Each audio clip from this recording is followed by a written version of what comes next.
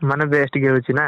ହଁ ଆରେ ସିରିୟसली ମାନେ ମୁଁ 5 ଜଣଠୁ ଘିଆ ଖାଇଛି, ସେମାନେ ବାଡି ଗୁଡା କେହି ହେଇ ପାରନ୍ତିନି ତମ ଭଳି। ତାକୁ କଣ ମାନେ ଶାନ୍ତି କରିପାରନ୍ତି ନା କଣ? ଶାନ୍ତି ମାନେ 15-20 ମିନିଟ ପେଲେକି ହାଲିଆ, ମାନେ ଦି ତିନି ଥର ଏତିକି ପେଲେକି ସମୟ? ହାଲିଆ। ଆରେ ତମେ ତ ମାନେ 15-20 ମିନିଟ ଗିଳିଲେ କଣ ହବ?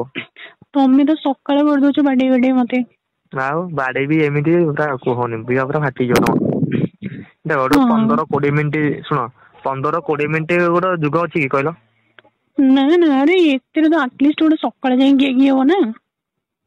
ବିଆ ପୁରା ଚିରିକି ପୁରା ନାଲି କରିଦେବି ହେଲା, ଜାଣିପାରୁଛ ନାଇଁ? ତମେ ଗାଣ୍ଡିରେ କାଇଁ ପୁରଉଛ? ହୁଁ। କହୁଛି ଏତେ ସୁନ୍ଦର ବିଅଟା ପାଇଛ, ସେଠି ଗିଳୁଛ, ଗାଣ୍ଡିରେ ଗାଣ୍ଡିରେ କାଇଁ ପୁରେଇବାକୁ ଚେଷ୍ଟା କରୁଛ ବାରମ୍ବାର। ଗାଣ୍ଡିଟା ସେଟା ତ ମୋର ଫେବରେଟ ଆଉ, ସ୍ପେସିଆଲ ସେଇଟା।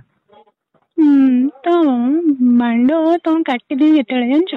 କାଟିଦବ, କାଟିବ କାଇଁ, କାଟିଲେ ତ ମୁଁ କେମିତି ଗିଳିବି କୁହ? ଆଚ୍ଛା ହଁ ବୁଝିଲି। ମୁଁ ମାଣ୍ଡ କାଟିଦେଲେ ତମେ ଅଲଗା ଟଙ୍କା କର ଠାରୁ ଘିଅ ଖାଇବ ନାଇଁ? ଆରେ ନା ମୁଁ ବୟସ ହେଲାଣି ଆଉ କାହାଠୁ ଘିଅ ଖାଇବି, ସମସ୍ତଙ୍କୁ ତ ଦେଖି ତମେ ସମୁଦି ବୋଲି ତମକୁ ଘିଅ ଖାଉଛି ନା ଆଉ। ସେଇ କଣ ସମୁଦୁଳି ଭଲ ବୟସ, ଲାଗୁଛି ମୋ ଘିଅ ଟା? ଆରେ ସମୁଦି ତୁମେ ବୁଝିପାରିବନି, ବହୁତ ବଢିଆ ଲାଗୁଛି। ମଜା ଲାଗୁଛି ବହୁତ ନାଇଁ? ହଁ ମଜା ମାନେ ବହୁତ ମଜା ଲାଗୁଛି, ମାନେ ବେଟର ଦେନ ମୋ ସ୍ଵାମୀଙ୍କ ଠାରୁ। ତମ ସ୍ୱାମୀ ତ କେତେ ବୟସ କହିଲ? ମତେ ତ ମାନେ ଏମିତି ନର୍ମାଲ 2 ବର୍ଷ 3 ବର୍ଷ ମୋଠୁ ବଡ ସେ ନା?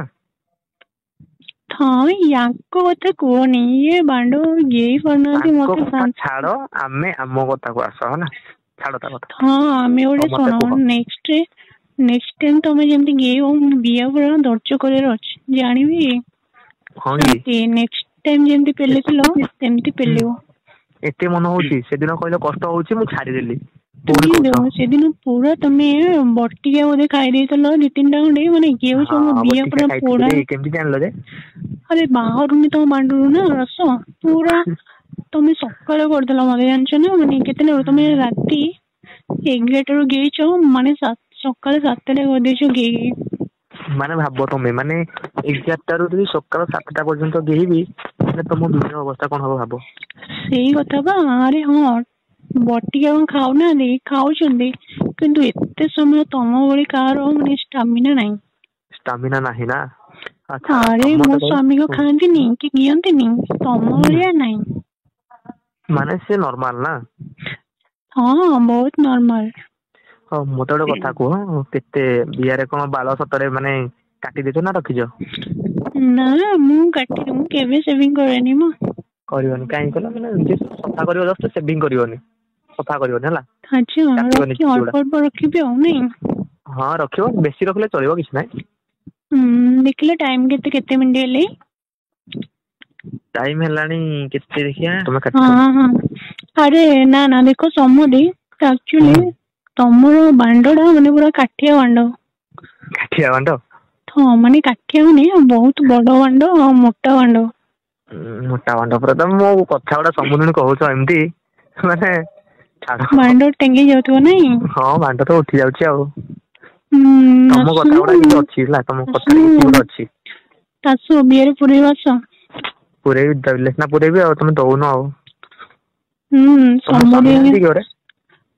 ସମୁଦି ନାହାନ୍ତି ତମର, ଆସୁନ ଆଜି। କୁଆଡେ ଯିବି? ହୁଁ ହଁ ଯିବି ଯେ, ଏପଟେ କାମ ଫାମ ଅଛି ଗୋଟେ, ସାରିକି ଯିବି ନା ଆଉ। ପୁରା 5-6ଟା ପ୍ୟାକେଟ ନେଇକି ଯାଇଥିବ, ଯେମିତି କାଲି ଯାଇ ପେଲିବ। 500 ଟଙ୍କାରେ ମୁଁ ବିନା ପ୍ୟାକେଟରେ କାମ କରିଦେବି ତମେ ଜାଣିଛ। ନା ନା ଆରେ ତମ ଭଳି ମାଇକିନା ଖାଲିରେ ତମ କରିବନି, ପ୍ରୋବ୍ଲେମ ହେଇଯିବ ନା। ବୁଢୀ ବୟସ ହୁଁ ସେମିତି କିଛି ଛୁଆ ହବନି ପିଲା ମୋ ହେଲେ ଭାରି ଖରାପ। ତମ ବେଳେ ମାଇକିନା ପାଇଲେ ନା, ଶୁଣ ଘଣ୍ଟେ କଣ 5 ଘଣ୍ଟା କହିଲେ ବି ନିର୍ଧୁମ ଧୋଇ ପକେଇବି। ହଁ ମୁଁ ଜାଣିଛି ତମେ ଗେଇକି ମୋ ବିଏ ପୋଲା କରିଦବ, ଯାହା ଅଛି ଟିକେ ଆଜି ଟାଇଟ ତ ପୁରା ଢିଲା କରିଦବ ତମେ। ଆଜି ଲାଗୁଛି ତମ ଗାଣ୍ଡିରେ ଫଟେଇବି ଗାଣ୍ଡିରେ ଲାଗୁଛି ମତେ ଯାହା ମନ ହଉଛି। ଗାଣ୍ଡିରେ ଯିବନି, ତମେ କେତେ ବଡ ମସଲା ରଖିଛ ଜାଣିପାରୁଛ ନା ନାଇଁ? ଗାଣ୍ଡିରେ ଯିବ, ଜବରଦସ୍ତି ପୁରେଇବି, ଯିବନି କଣ ପାଇଁ?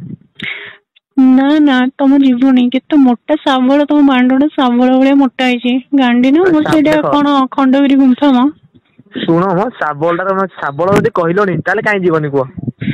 ନା ନା ତମେ କଣ କହୁଛ ମାନେ ଖଣ୍ଡଗିରି ଗୁମ୍ଫା ନା କଣ ବିଏଟା ମୋର? ଖଣ୍ଡଗିରି ଗୁମ୍ଫା ନା ଆଉ କଣ ସମୁଦ୍ର ସେଇଟା ସରି ତମର। ବିଏ ନୁହଁ ଗାଣ୍ଡି ଗାଣ୍ଡିଟା ଗାଣ୍ଡି ହଁ ବିଆ କହିଦେଉଛ ଯେ। ସେଠି ଯିବନି ଦେଖ ସମୁଦି ତମେ ସେ କାମ କରିବ ତ ମୁଁ ବକିବି ତମକୁ ମାର୍ଗେ ଛୁଡକୁ ବକିବି।